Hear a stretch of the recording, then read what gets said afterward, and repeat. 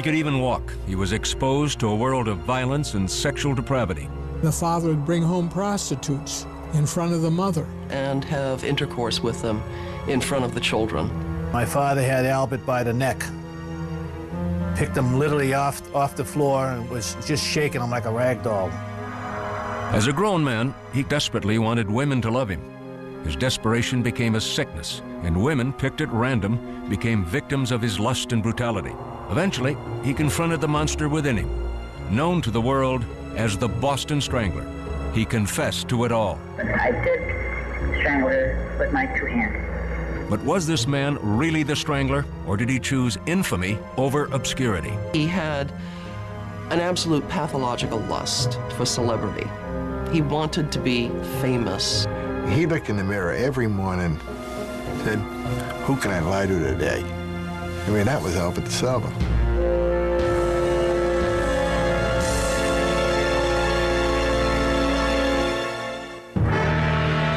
Boston, 1962. On the verge of an encounter with one of the most feared and elusive serial killers in American history, the Boston Strangler. People said that it was as if Jack the Ripper had come back from the dead to stalk Boston. Twilight, June 14th, victim number 1. The body of 55-year-old Anna Slessers was found with a sash tied around her neck. The knot so tight that blood was dripping from her ear. Her attacker sexually assaulted her with an unknown object, then left her half naked, sprawled on the kitchen floor. 2 weeks later, victim number 2. 68-year-old Nina Nichols was found dead in her apartment. 2 nylon stockings wound around her neck, blood dripping from both ears. She had been sexually violated with a bottle. The next week, victim number 3 was found in Lynn, just north of Boston. Helen Blake, who was 65, was lying on her bed wearing nothing but a pajama top stained with blood. 2 stockings and a bra were wrapped tightly around her neck, fashioned into a bow. She, too, had been sexually assaulted. Police suspected they had a single culprit on their hands. The similarities seemed to add up to the grisly signature of a deranged killer. Then, like clockwork, victim number 4 was found 3 weeks later back in Boston. This time, the killer posed the naked body of 75-year-old Ida Erga, with her legs spread wide, straddling 2 chairs, exposed to whoever opened the apartment door. Once again, the cause of death was strangulation. The Boston Strangler had now pulled off more than a string of murders. He had paralyzed a city with fear. News reports said a madman was on the loose. Within 24 hours of the last murder, another elderly woman's body was found with her head submerged in a tub of water. Victim number 5. 67-year-old Jane Sullivan had 2 stockings twisted around her neck. Then there was an eerie reprieve. For the next 3 months, there were no more stranglings until December 5th, 1962. Victim number 6. Sophie Clark was found gagged and strangled in her apartment near Boston University. Her roommate discovered the body. She just didn't move, and I was really panicked and shocked, and I called out her name, and I said, "Oh, God." And I just stood there for about a second. I thought, well, what was I going to tell her mother? They thought they had a serial killer up until the Sophie Clark murder. At that point, they had to stop and think whether it could be the same individual, because certain things were different. All of the other victims were older and white. Sophie was young, and she was black.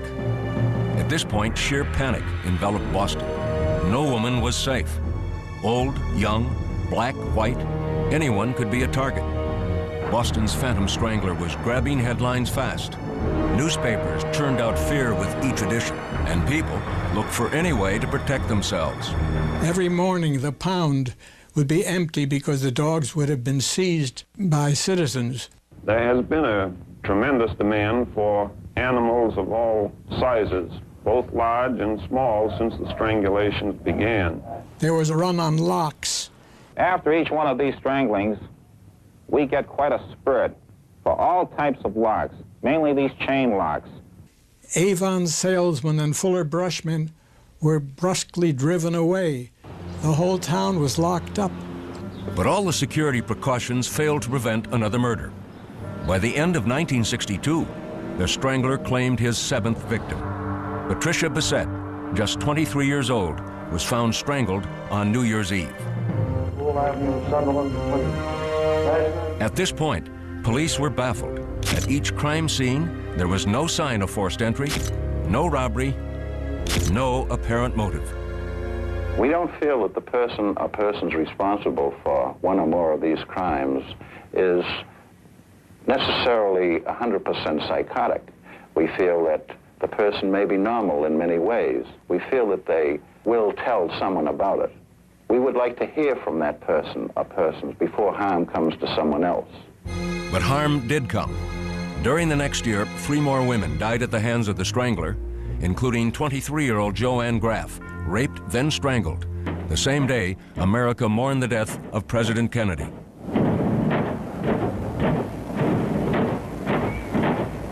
But the most vicious crime of all was yet to come.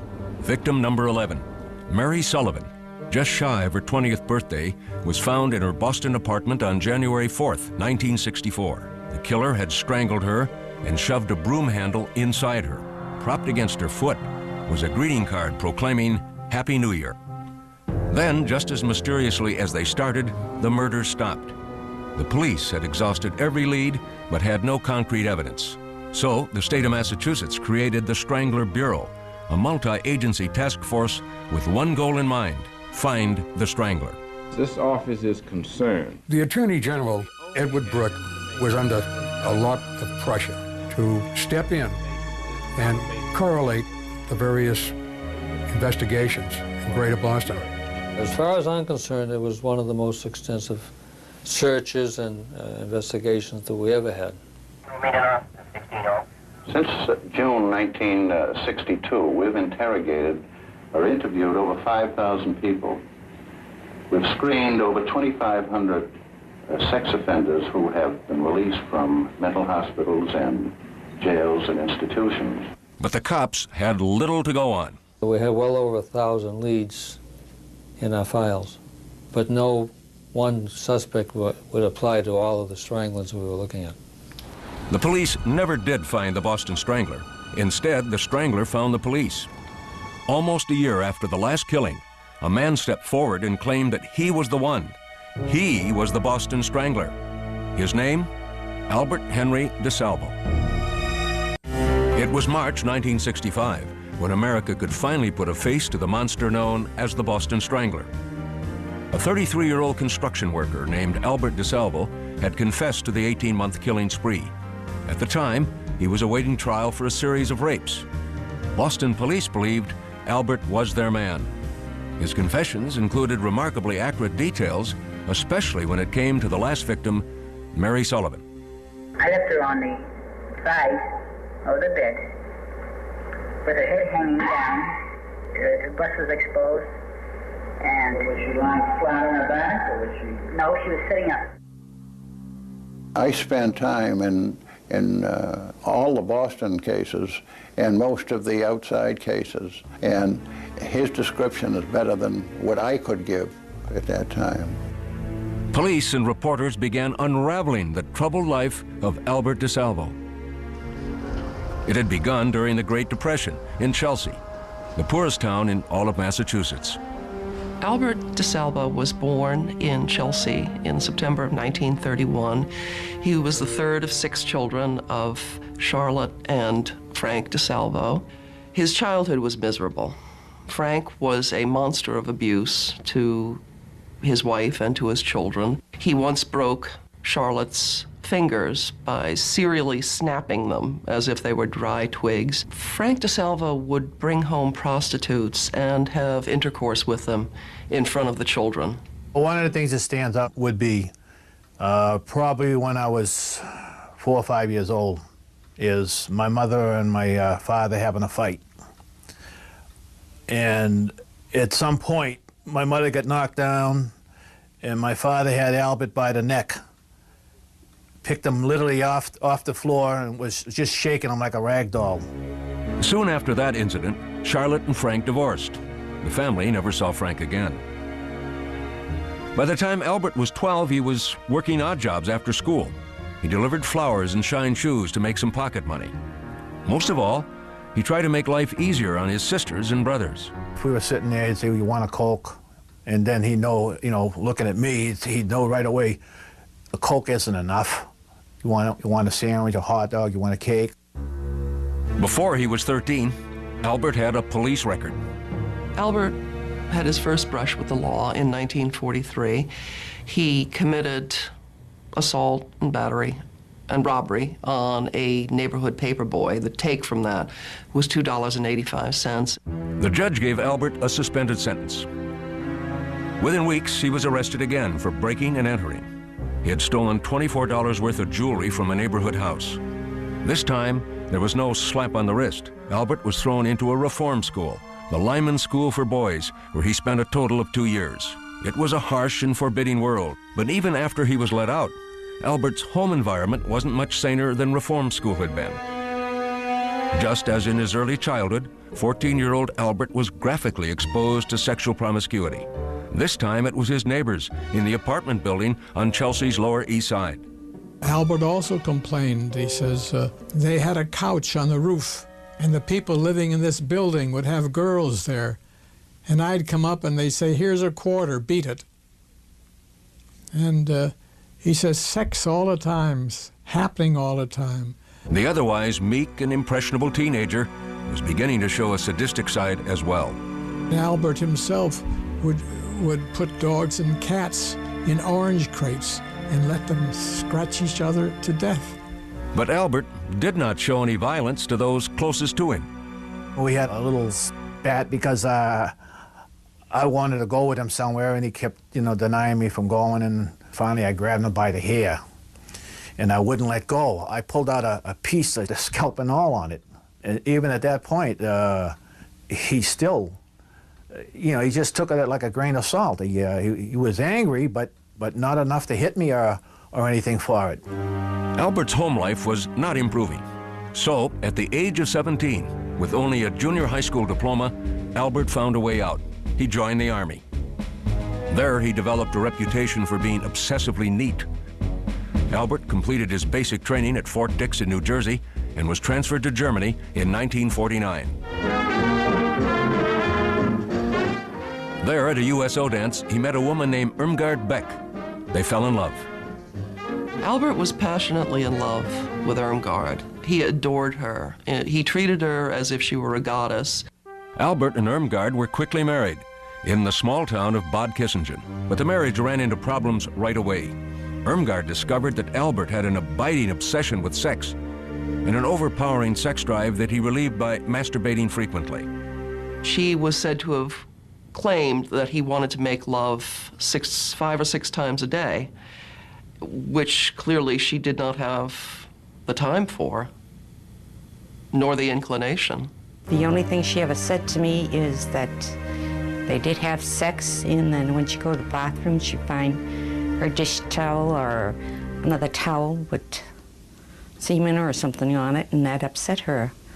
Why, what's wrong with him that he should have sex with me and then have to go into the bathroom? He said, "I have a burning feeling in my abdomen, flashes of burning, and it means I have to have sexual release of some kind." In 1954, the young couple left Germany for America, where Albert's sexual problems soon caught up with him. When Albert returned to the United States, to New Jersey, he had brushes with the law. The most serious one was an arrest in Mount Holly, New Jersey in January of 1955 for carnal abuse of a child. The charges were dropped when the girl's mother decided the court proceedings would be too traumatic for the child. Albert decided it was a good time to leave town.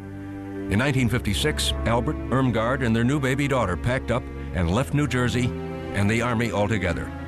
Their destination, Boston. Within years, Albert would begin his downward spiral into a psychotic world of sexual deviation and violence.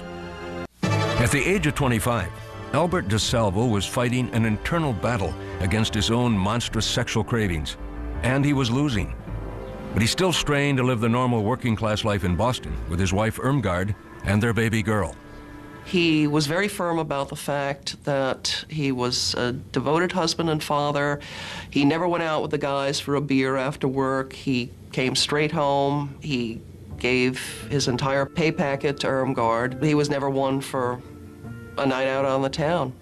Albert grabbed whatever job he could find, in a shoe factory, then in a shipyard, and finally as a construction worker. By 1960, Albert and Irmgard had their second child, a son. But Albert was restless. He wanted to be something in life and just didn't have the background, training, education, experience, or the wherewithal to become anyone except a loudmouth, self-centered, egotistical braggart. And a sexual predator. Albert had begun to prowl the streets of Cambridge searching for his prey. He invented a routine to con gullible young women, relying heavily on his ability to charm.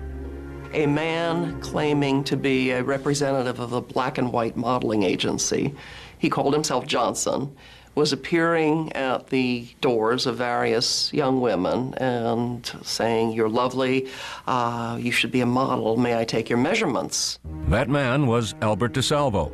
He would then say that he was empowered to take their measurements to see if they would fit the photographer's needs, and that he was allowed to give $10 for just their measurements, or $15 in bra and pants, or $25 in the nude. A surprising number of women went along with Albert's scheme. It was not uncommon for Albert to then talk his way into bed with the most trusting of his prey. But some of the women complained to the police. The cops started keeping a watch out for the con artist they called the Measuring Man.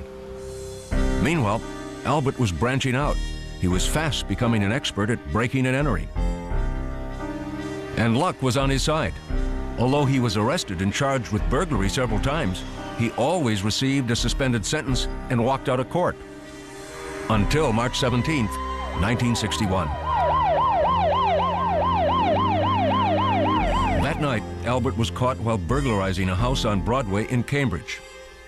DeSalvo had every reason to once again expect easy treatment at the hands of the law. But this time, he himself changed the rules. On the way back to the station house, Albert boasted to the police about his many sexual conquests, explaining in detail the unusual scheme he'd cooked up to con women as the Measuring Man. I gave a fast line. I said, well, if you give me your measurements now, I'll cut them strip right down naked. And I told her, if you really want to make out, I said, I'll come down myself first thing this afternoon, and I'll take care of you. I'll make sure that you get first prize. The police were delighted with Albert's unsolicited confession. They arrested him for the Measuring Man assaults, and they threw the book at him, charging him with breaking and entering, assault and battery, and lewdness. But the judge softened the blow. He dropped the charge of lewdness and allowed DeSalvo to plead guilty only to the burglary and assault charges, an act of leniency that would have serious consequences later. To Albert, it didn't seem lenient at all. For the first time in his life, Albert had to go to prison, the Billerica House of Corrections.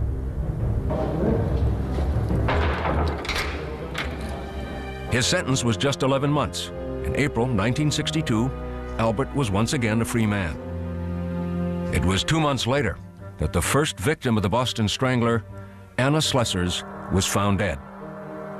For the next 18 months, the Strangler's string of grisly murders terrorized Boston and the whole nation. But the police never suspected Albert DeSalvo. Because the judge had not charged him with sexual offenses for the Measuring Man crimes, Albert's name did not come up when the Strangler Task Force combed the police files for suspects. In fact, DeSalvo might never have been connected to the Boston stranglings at all if it hadn't been for his insatiable sexual appetite. In May of 1964, 5 months after the last known Boston strangling, Albert began a series of rapes in Massachusetts. These crimes would earn him yet another nickname, the Green Man. The Green Man scheme was somewhat, well, considerably different from his Measuring Man gig. He got the name Green Man from the fact that he wore a workman's uniform. He would drive somewhere, and the urge would be on him. That's the only way he explained it. And he would park wherever there was a place to park. Then he would go in the building, and he would look at the bells. And if there's a name of a woman, he would simply press the bell. He would say, "Oh, there's a leak," or "the superintendent has sent me around to turn off your water so that we can check out the leak in the basement." And of course there would be no leak, but the woman would admit him to the house. He would then bind her and sexually assault her. I don't think it made any difference to Albert who answered. Some were old, some were young. I think his criteria was that a woman answered when he rang the bell. Sometimes he would apologize to his victims. When he would tie them up, he would spread eagle them on a bed, and then he'd kiss them about the body and then do other things. 4 victims of the Green Man went to the police. And even though DeSalvo was not recorded as a sex offender, one cop with a good memory remembered that as the measuring man, Albert had been accused of sex crimes. The police told Albert to come in for questioning. Instead, Albert fled to his brother's house. He says, "I'm going to be arrested." I says, "Well, what? What did you do?" And he says, "I've done some things." I says, "What did you do?" And he just started to cry. It was then that Albert made a startling confession to his sister-in-law about a break-in gone bad. He says, "I did harm to somebody." I says, "What are you talking about?" He says, "I'm responsible for your woman dying." I said, "What old woman? What are you talking about?" He says, "I broke in a house," he says, "and I scared the woman. She died of a heart attack." The woman Albert was referring to was 85-year-old Mary Mullen. She had indeed been found dead of a heart attack in her home, but there had been no evidence of foul play, and Mullen's death was never considered a homicide. Now, Albert brought his brother Richard and Richard's family home with him. When they arrived at Albert's house, the police were already there waiting. Something's going down. I says, "How come everybody's all of a sudden look at your car?" So he says, "Well, I think this is it. I think they're going to arrest me." Then he started picking up speed. He ended up driving on the wrong side of the street, half on the street, half on the sidewalk. He was hitting no parking signs, stuff like that there. My husband says, "You can't do this. Cops are everywhere." So that's when he pulled over. He says, "You stay here," and he got out and he started running. The chase continued on foot, but Albert's politeness kicked in. When one of the cops dropped his gun, Albert stopped running, found it, and handed it back to the officer. The cop showed his appreciation by cuffing him. When questioned by police, Albert confessed to several of the Green Man rapes. The judge in the case found the confessions disturbing enough that he sent Albert to a mental hospital for observation. There, Albert would meet another mental patient named George Nasser. As usual, Albert could not help bragging about his exploits. He was constantly talking about what his crimes were. While talking to George Nasser, Albert would confess for the first time that he was the Boston Strangler. Albert DeSalvo began the fall of 1964 at the Bridgewater State Hospital for the criminally insane. He had been arrested for a series of rapes in Cambridge called the Green Man crimes.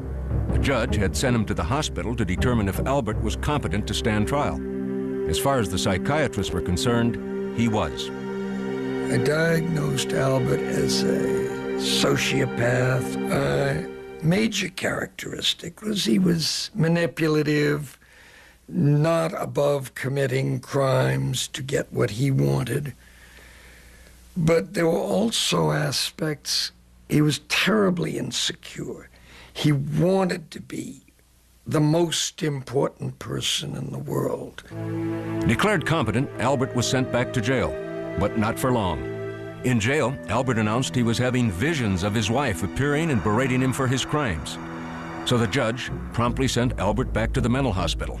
This time, the psychiatrists decided to label him incompetent.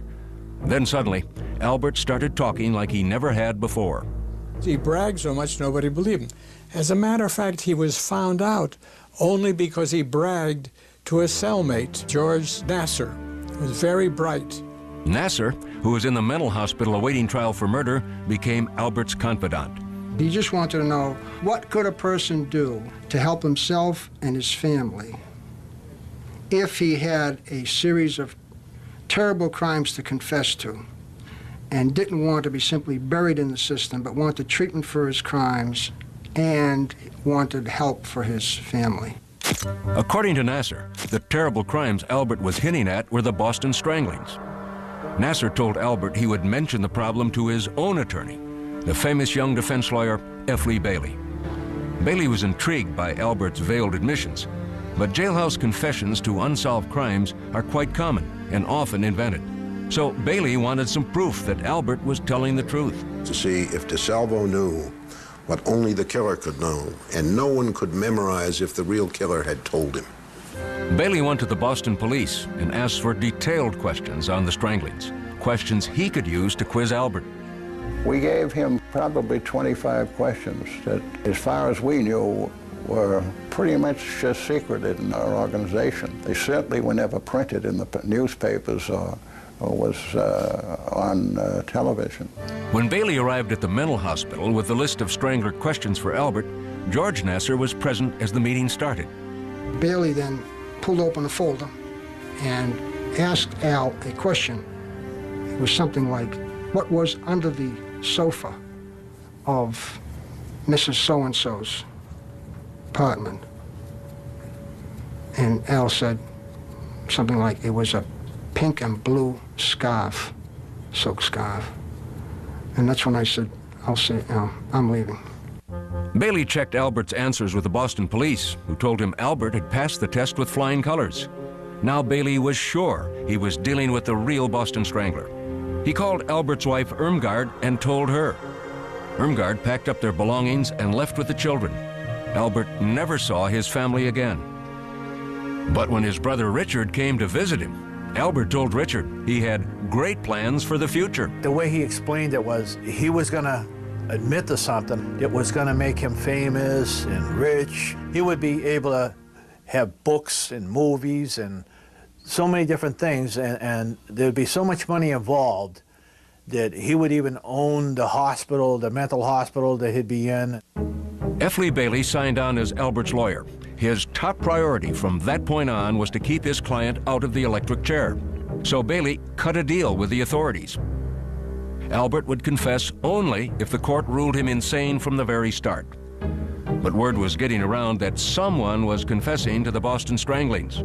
State Attorney General Edward Brooke decided to take control. I filed a petition in the Supreme Judicial Court asking for a restraining order against F. Lee Bailey.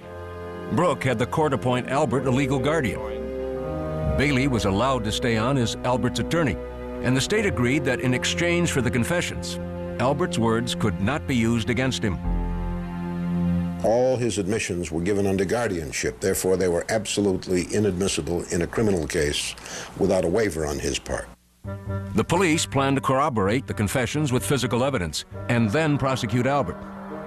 The interrogation of Albert DeSalvo was now ready to begin.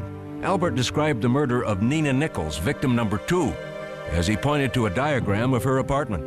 I was right here. And you grabbed it. Grabbed it right here. Right, and fell back on the bed. She fell back, right? Yes. I was in this position here. Right here. Right, and my feet went right around her and crossed over this way here. Crossed around her waist? No, I crossed her legs. Right. You really had her pinned then. I don't even like to talk about this.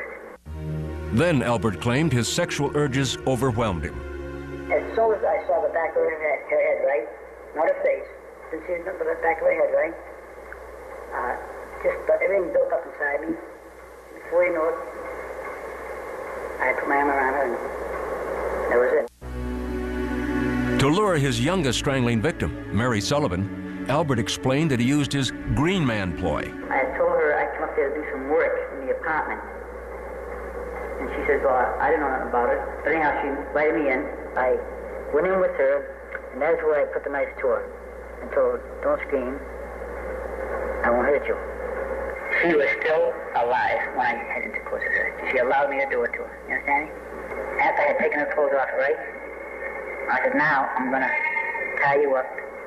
I'm going to leave. And I straddled her. So that her hands, I was sitting on, really. Because she was really fighting viciously, trying to get up, for life. And I had got on top of her so that she could not be in any position to, reach up and scratch me. Strangle it. The next grim detail Albert described was one that only Sullivan's killer could have known. Something I did with her. What did you do with her? I know I left the broom inside her, but I didn't insert it to hurt her and penetrate her. You understand me? In all, Albert claimed he killed 13 women, 2 more than the police suspected. But after hours of talking with him, all the authorities had was talk. They couldn't link any physical evidence to Albert. That was not for lack of trying. There were no witnesses. Fingerprints from the scenes did not match Albert. Nothing connected him to the crimes except his word. Well, he knew a lot of details that had not been in print. So we felt that if he were not the Boston Strangler, he either knew the Strangler or had been with the Strangler. The people of Boston wanted to believe that the Strangler had been discovered at last, but there were skeptics. The Strangler story had been front-page news for nearly 2 solid years. Albert could surely have studied the crimes from the news coverage. It is very interesting to me that Albert's confession reproduces the misinformation that appeared in the newspapers. For example, he grossly mistook the time of day that one of the murders was committed. He was mistaken about the type of weapon in another case. The police had agreed not to use DeSalvo's confessions as evidence against him, and they'd been unable to corroborate Albert's admissions with physical evidence. That meant that Albert was never actually charged with the Boston stranglings and never stood trial for them. Instead, he was tried only for rapes he committed as the Green Man. Of course, considering his confessions, most people, including journalists, considered the Strangler mystery solved. To this day, everyone who read those papers believed that Albert DeSalvo was the Boston Strangler. Defending Albert on the Green Man charges, Bailey tried from the outset to convince the jury, all of whom had heard of Albert's confessions to the Boston stranglings, that Albert was insane. I hope that they recognize insanity, because I think it will promote some interest in finding out why he is the way he is. The prosecution said Albert knew right from wrong. He would tie the women up. He would touch them on their breast, in their private parts. He was able to carry on a conversation. He was not ranting or raving or incomprehensible as he spoke to the many victims. We use that as a sign that he was sane and that he knew he was committing criminal acts. The trial lasted 8 days. The jury took 4 hours to reach its verdict, guilty, but not insane. I felt that we had given them a common sense, logical case, and I am pleased that they saw it our way, sir. Albert was convicted on all charges. The judge sentenced DeSalvo to life in prison. Albert DeSalvo had never been formally charged with killing any of the victims of the Boston Strangler. Technically, all the cases remained open. But as far as a relieved nation was concerned, the Boston Strangler was at last behind bars. But Albert had other plans. Convicted of a series of rapes, Albert DeSalvo had been sentenced to life in prison. He had confessed to being the Boston Strangler, but would never stand trial for those crimes. In January 1967, he was returned to the mental hospital, awaiting transport to prison. A month later, he connived with 2 other patients to break out. Insofar as we know, one of them, at least, must have had either a key or some type of metal artifact, whereby he was able to put his arm out of what is known as the peephole in the door. The 3 escapees jumped down an elevator shaft under construction and scaled a brick wall. In Boston, they split up. Midnight, February 23rd, 1967. Albert DeSalvo was on the loose. Once again, fear gripped Boston. It was a repetition of what they had gone through when he was running around loose killing people. Believe me when I tell you, the population of Greater Boston is 2 million. Let's say 1 million were women. 1 million women were in panic in Greater Boston at that time. One newspaper offered a $5,000 reward for Albert's capture. DeSalvo's lawyer, F. Lee Bailey, said he would double that amount if Albert was captured unharmed. Police, heavily armed and carrying tear gas guns, combed the state. The hysteria was incredible. It was front-page headlines in all of the newspapers. Newspaper articles appeared warning women what to do and what not to do. Albert, meanwhile, decided to pay a visit to his younger brother.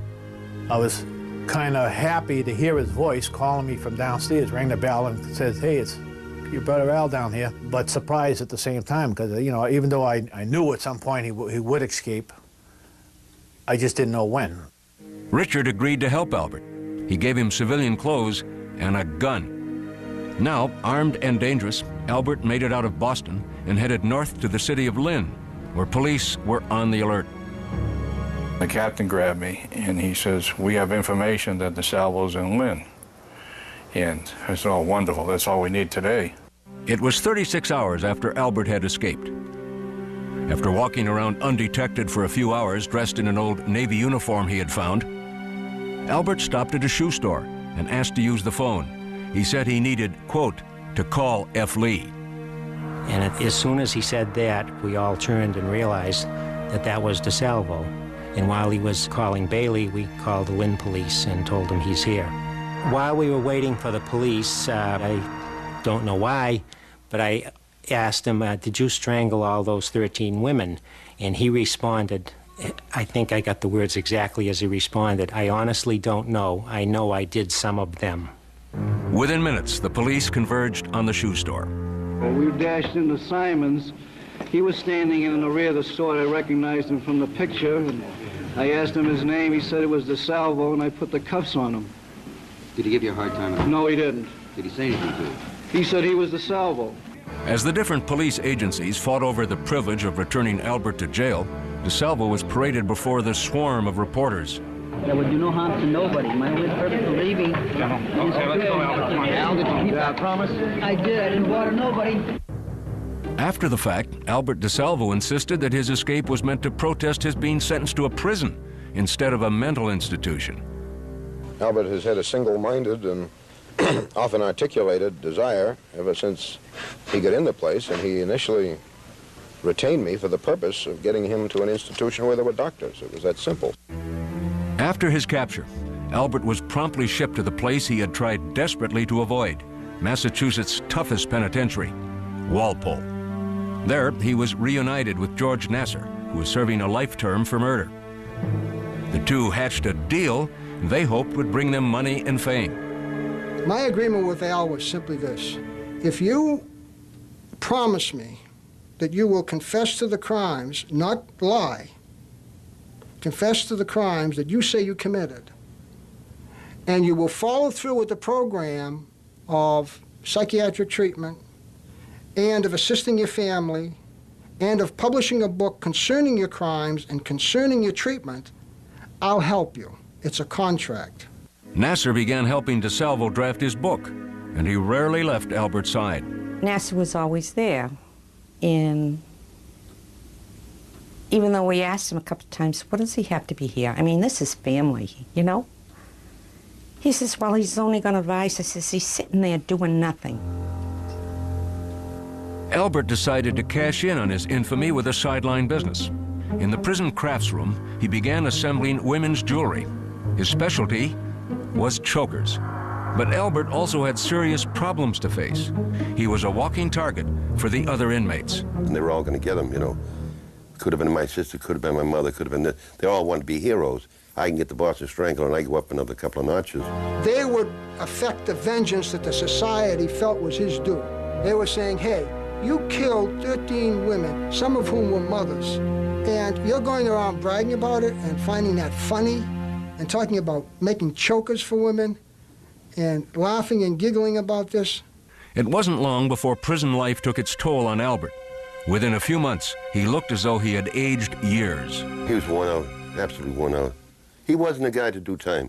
6 years later, on November 22nd, 1973, Albert was stabbed to death in prison. He was 42 years old. 12 hours before his murder, he had made a phone call to one of his old psychiatrists. He said that he wanted to meet with me to tell the real story of the Boston Strangler. We were going to meet him at 9 a.m. Monday morning. He was killed at 2 a.m. that morning.